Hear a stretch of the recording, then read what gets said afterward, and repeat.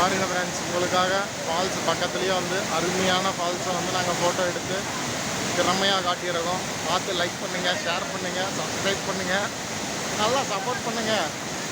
எவ்வளோ கஷ்டப்பட்டு நம்ம காட்டுறோம் பாருங்க, எவ்வளோ அருமையான ஃபால்ஸ் இருக்குது, எவ்வளோ அருமையாக தண்ணி வருது. இது நம்ம இப்போ முருதேஸ்வர் பக்கம் ஒரு 60 கிலோமீட்டரில் இருக்கும். நல்லா அருமையான ஃபால்ஸு பாருங்கள், பார்த்து ரசிங்க.